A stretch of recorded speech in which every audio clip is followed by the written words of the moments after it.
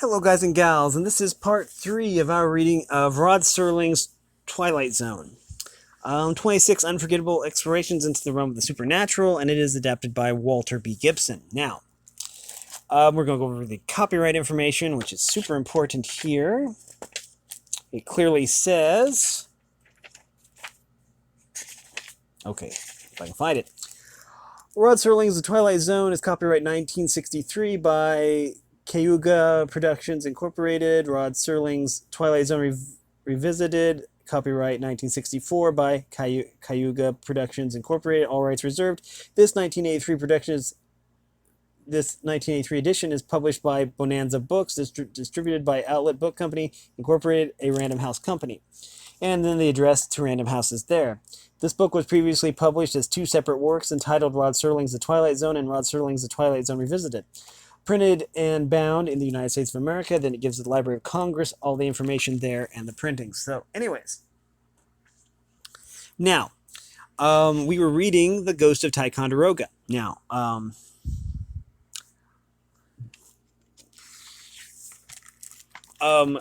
basically, the Highland Army is up against the French, and they know that basically the commander knows where Ticonderoga is, and basically knows what's going to happen. So he hasn't told General Campbell any of this. So we are going to see what happens. There's fighting breaking out, and there's going to be probably some unwise decisions made. So anyways.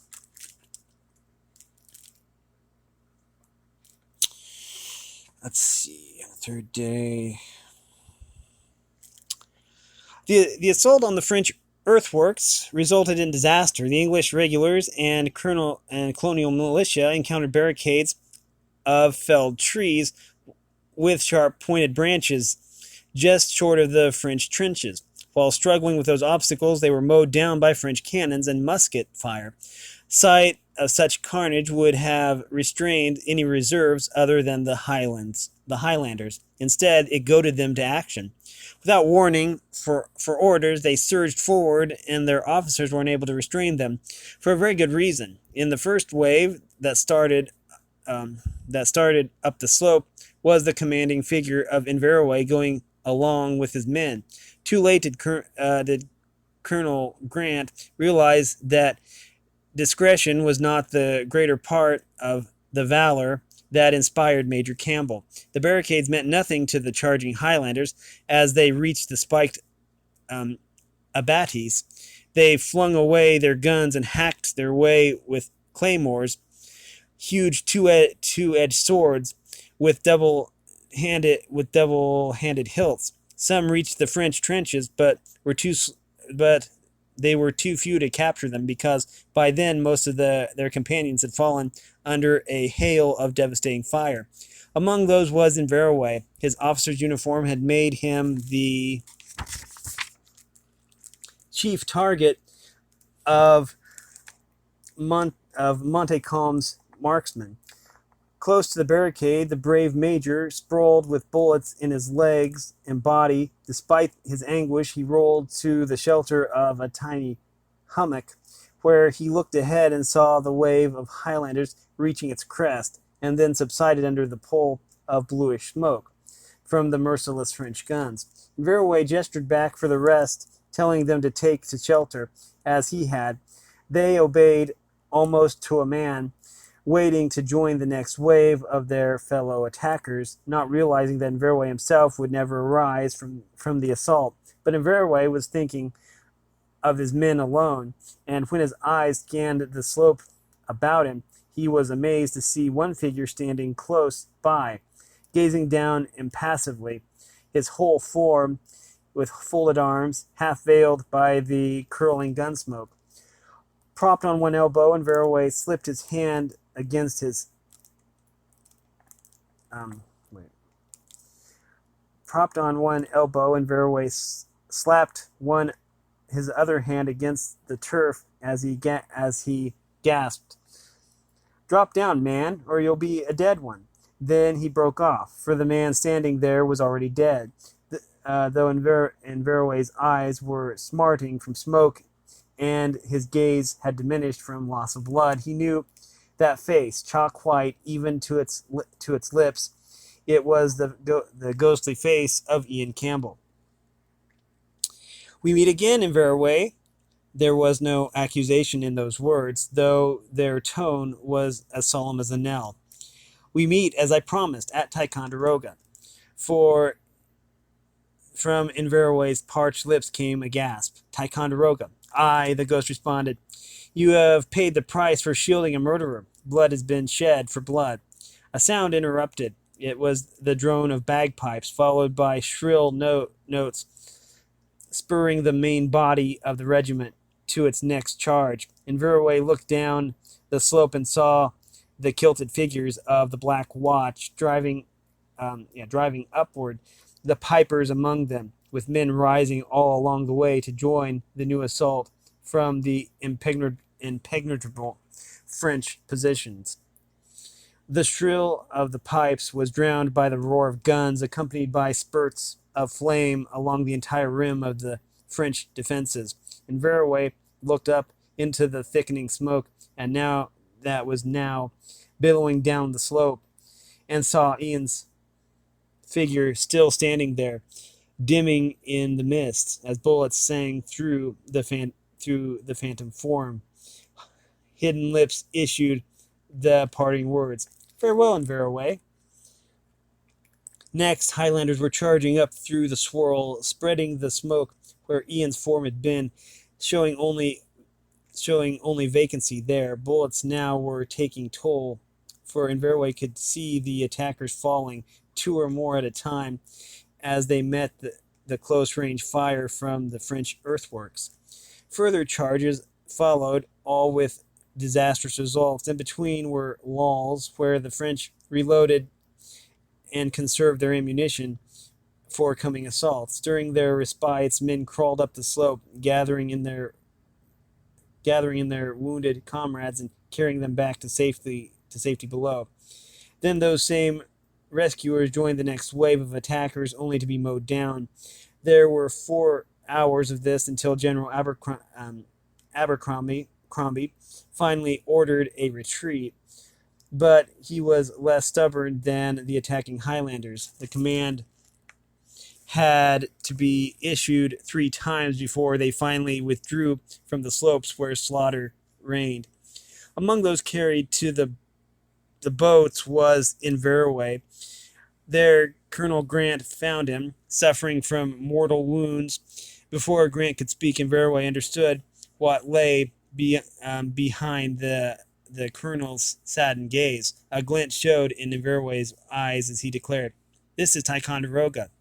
You must have learned it somehow, Colonel. That is why you were avoiding me." "It is," Colonel Grant admitted. But how did you find out?" "Because I saw him once again, the ghost of my murdered cousin Ian. He told me we would meet at Ticonderoga, and we did." More than 300 members of the Highland Regiment were slain in that battle, and Verway's own son among them. Several days later, Verway himself died of his wounds, fulfilling the ghostly prediction. On the very verge of death, he was heard to mutter, "Blood shall be shed for blood." Such was the story of the prophetic ghost, seen thrice in Scotland, then for the last time 3 years later in Ticonderoga. So it had come down through the years as attested by Inveraway's family and friends. At the time he described the ghostly visitations that occurred at his home in Scotland and mentioned the odd word Ticonderoga. The French had not even begun to build Fort Carillon at the place which once the Indians knew by its native name. As for Inveraway's final meeting with the ghost on the battlefield itself, the account was recounted by James Grant, lieutenant colonel commanding the 42nd Highland Regiment, who had heard it from the dying man's own lips. But that was not all. On the very day that the battle was fought at Ticonderoga in the backwoods of America, a distinguished Danish physician, Sir William Hart, was strolling with an English friend around the castle of Inverary. in Scotland. Against a sullen, clouded sky, they saw a strange mirage of fighting men in Highland uniforms engaging in a fierce battle. The doctor and his friend called to a Scottish servant who stared in wonder at the gigantic image in the sky, many of whose faces he identified and called by name, groaning as he saw them fall. That same amazing vision was reported by a young Scottish lady and her sister who were crossing the new bridge over the Array River on their way to Inverary. When they chanced to look up at the sky, they too recognized many friends among the Highlanders, including Inverary and his son, both whom fell as the astonished women watched the fantastic scene unroll itself. Other persons also reported the strange sight in the sky. Added up, the accounts included a surprisingly large number of identified dead. Weeks later, bulletins arrived from America confirming the tragedy of Ticonderoga almost to the final detail. Perhaps the masked minds of the dying victims projected their agonized message to their Scottish homeland to prepare their kinfolk for the shock that was to come. Whatever the answer, if you have your doubts, don't mention them in the Scottish Highlands. There are people there who still believe in the ghosts of Ticonderoga and the vision over Inverary. What is more, they are likely to convince you. Now, we are ready to read Back There. Oops, lost my page. Back There. And let's see what this is about. The heavy April shower turned into a torrential downpour as the cab pulled up beside a red brick house on a quiet Washington side street. The driver studied the white double doorway with the double bronze plaque beside it. "Guess this is it, mister," said the cabbie. "I can see the sign even though I can't read it. You'll get soaked, though, if you try to make it in this rain." Peter Corrigan thrust the fare into the cabbie's hand. "I'll chance it," Corrigan said. "Just wait until I make sure it's the right place. If it isn't, I'll hop back into the cab and we can try again." Hatless, Corrigan pulled his coat up over his head and grabbed his suitcase, and as he left the cab, he dashed across the sidewalk and up the steps to the shelter of the tiny portico above the double doors. Wiping the rain from his eyes, he read the bronze plaque. It said, "Potomac Club, founded 1858. Corrigan gave the cabbie a wave of dismissal and pounded the big brass knockers. No one answered, and now the cab was gone, while the terrific rain kept pelting in at a sharp angle, soaking Corrigan. Then, just as he was looking about for better shelter, the door was opened by a solemn, stoop-shouldered attendant in a faded blue uniform jacket with a dull gold-braided collar. "I'm sorry, but I didn't hear you knock, sir," the attendant apologized.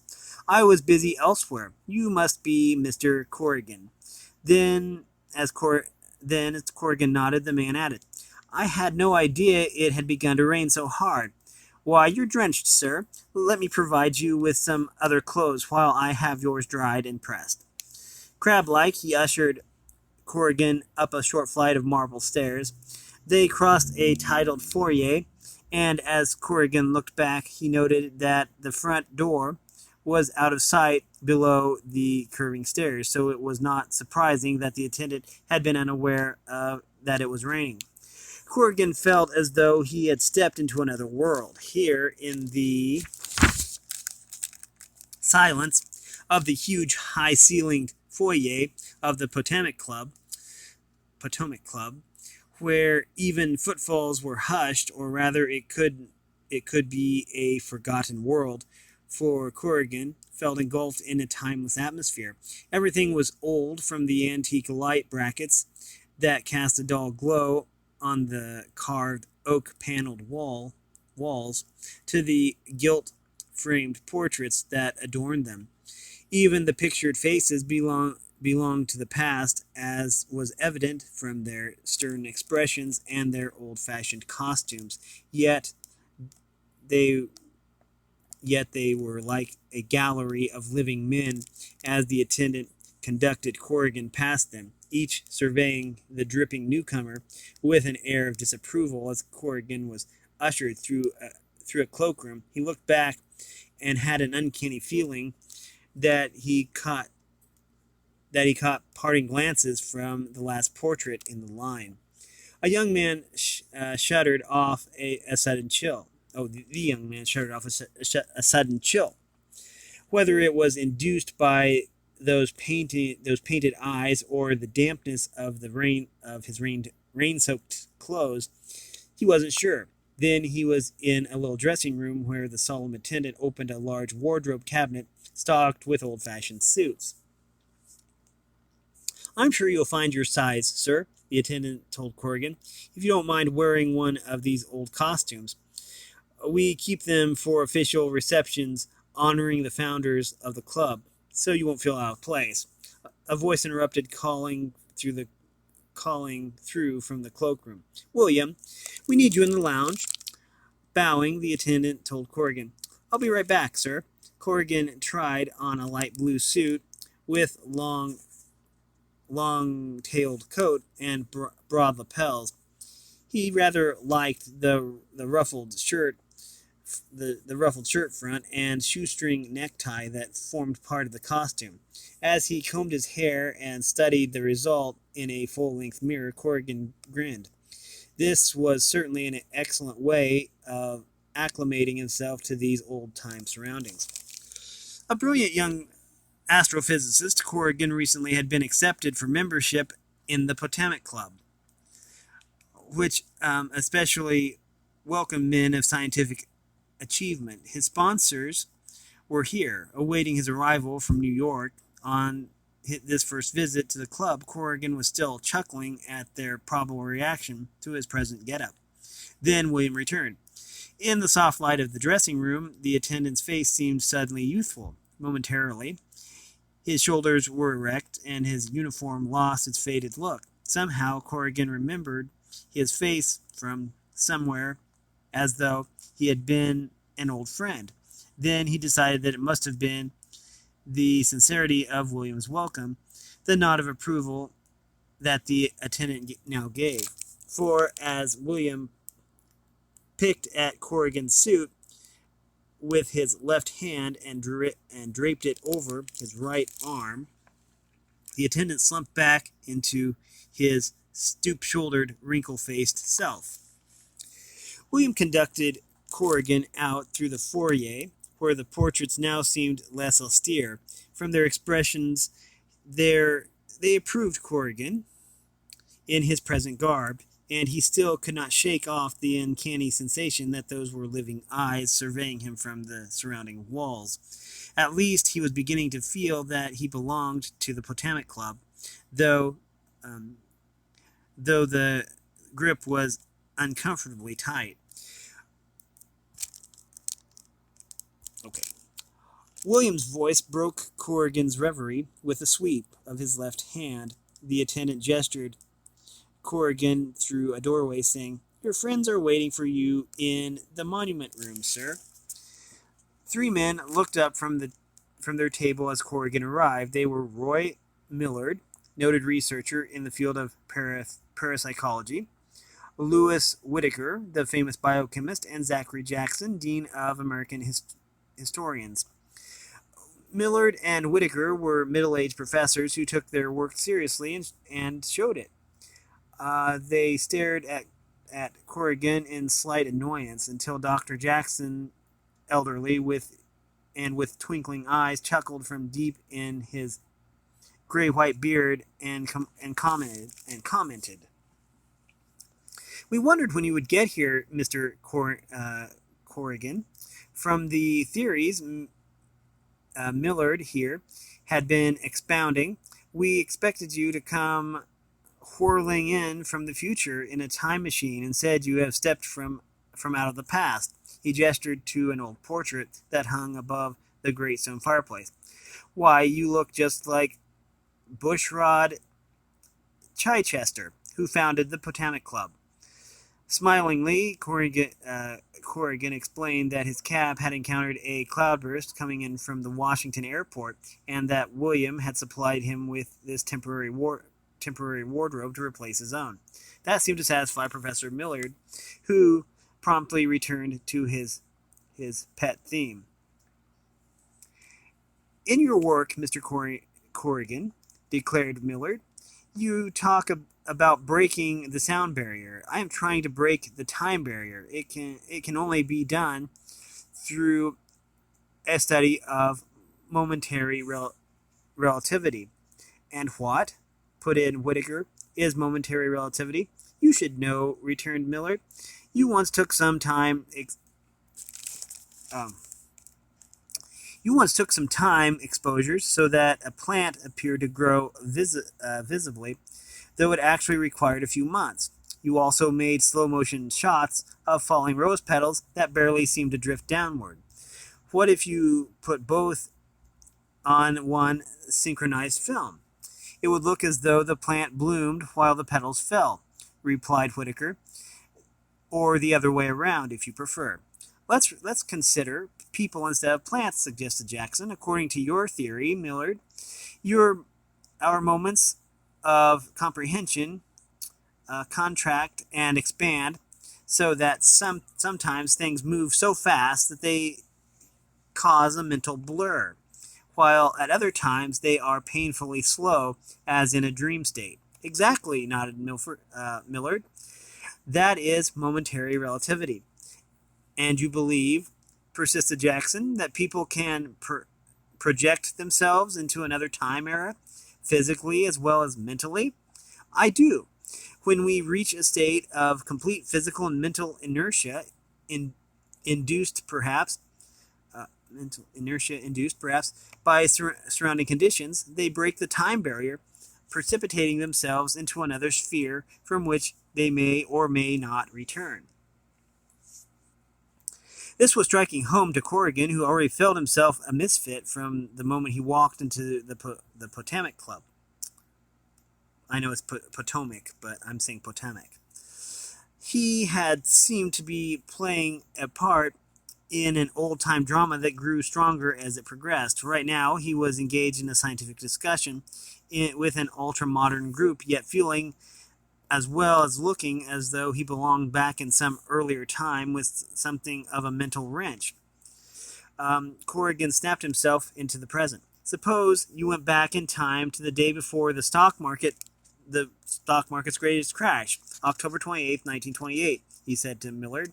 With your knowledge of what is due to happen, couldn't you have sold out before the prices fell? Of course I could have, returned Millard, and a lot of people did. That was probably the very thing that caused the crash. Do you mean to tell me that they acted on the advice of someone who had come from the future and therefore could tip them off? They may have. I have checked that I've checked that very case. There is documentary evidence that shows that a large number of investors took the advice of an astrologer whose yearly horoscope, printed in January 1929, predicted the Wall Street crash almost to the exact date, saying that it would be caused by unfavorable planetary conditions, and advising people to sell before that time. So the stock market crashed because of a faker who pretended to know the future. Not one who pretended to know, one who really did know. And you think that the astrologer gained his information from a person who had projected back in time and told him? How else could he have learned it? I don't believe in astrology, Mr. Corrigan, any more than you do. No one can predict the future, so the only way to find out about it is from someone who has actually experienced it. But the past is fixed, Corrigan argued. The mere act of projecting a person into it would change it, and it can't be changed because it is fixed. That spikes your theory, Professor Millard. All logic is against it. We are beyond the bounds of logic, retorted Millard. Take your own case, Mr. Corrigan. As an astrophysicist, you are planning to project human beings to the moon and other places. That was once regarded as impossible and therefore illogical. Millard swung next to Whitaker. As a biochemist, continued Millard, you are constantly confronted by the illogical, such as forms of plant life, chemical elements, or even animals that have developed unaccountably.